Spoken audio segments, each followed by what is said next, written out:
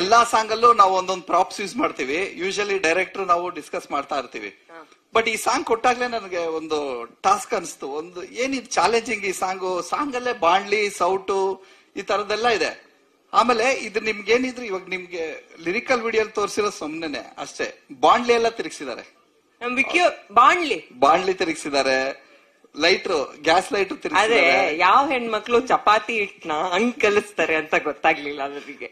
Frustration ತೋರಿಸ್ದಂಗಿತ್ತು ಅದು ಹಿಟ್ಟಿನ ಮೇಲೆ. ಅದೇನಂದ್ರೆ ರೆಗ್ಯುಲರ್ ಆಗಿ ಹಿಟ್ಟು ಕಲ್ಸೋದಿದೆಯಲ್ಲ ಅದ್ ಬೋರಿಂಗ್ ಅವ್ರಿಗೆ.